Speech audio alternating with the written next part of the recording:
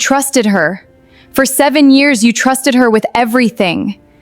Your worst days, your best ones. You called her first for everything. She was the first person you told when Sebastian said he wanted to marry you. And she was already planning it. She was sitting across from you and smiling and helping you pick a dress, and she was already planning it. How long?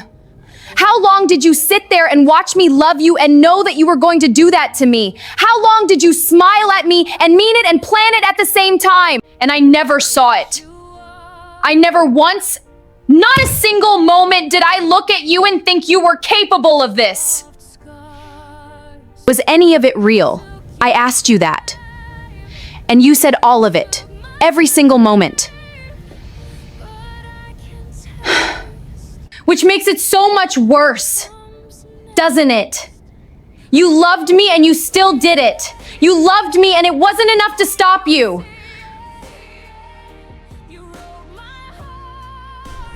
Sebastian, you don't know me yet. Not really. We've met twice, maybe 3 times at this point. You're still just a man I've spoken to at 2 different events. And in 10 years, you're going to reach across a restaurant table and take my hand and tell me you want to spend your life with me. And I'm going to say yes.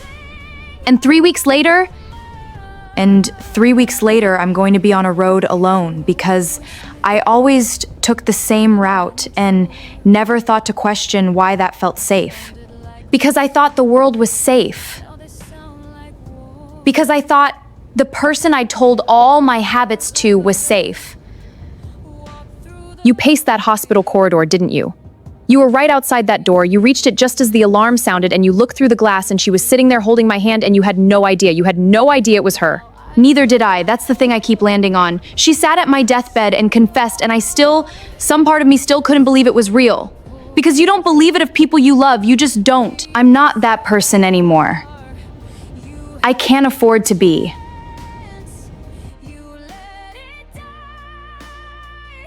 We were 19.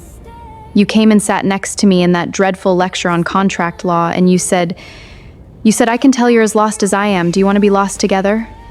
And I thought, finally, someone who talks like a real person. I thought I'd found something rare. And I had. I really had. Because you meant it then. I know you meant it then. You weren't pretending at 19. The friendship was real before it curdled into whatever it became. And I don't know when it changed. I don't know the exact moment you looked at me and stopped just being my friend and started keeping score. I grieve that. I want you to know that even though you can't hear me, I grieve the girl who sat down next to me and just wanted someone to be lost with. I grieve her. But she doesn't exist anymore. And I can't spend the second chance mourning someone who used me as a footnote in a story she was writing about herself.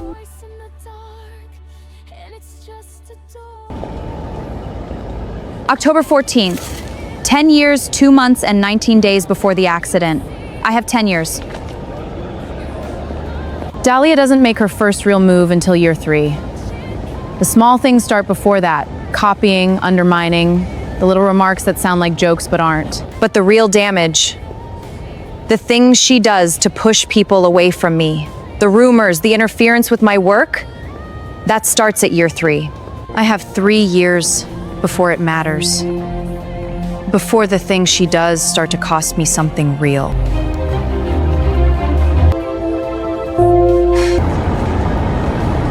Busy but good. Work's picking up. Same here. You have no idea who I am yet. You haven't asked my name.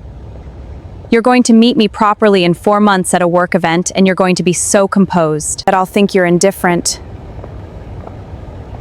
And then Marcus is going to tell me later that you talked about me the whole drive home.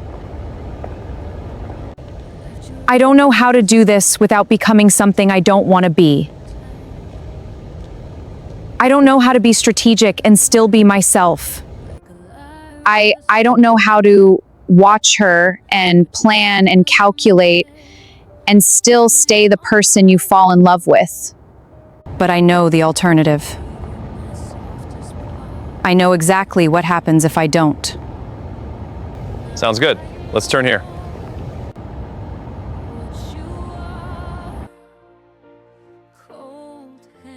In my first life, I was grateful. I was generous. I gave people the benefit of the doubt until the very last second, past the last second, actually. Until I was lying on a hospital bed and the doubt was completely gone and it was too late to do anything with the certainty. I don't want to become someone cold. I don't want to look at every person who tries to be close to me and see a threat. I don't want to live that way. I've seen what that life produces. I watched it sit at my bedside and confess and still not fully understand what it had done. But I also know things now that I didn't know then. And pretending I don't know them isn't grace. It's just a different kind of blindness.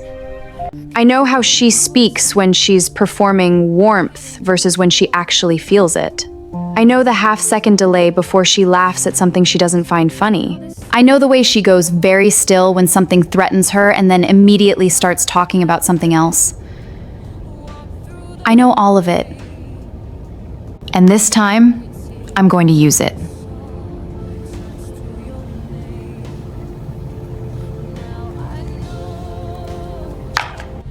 You sat across from me at a candlelit table and said, I'm the only one who's always been there.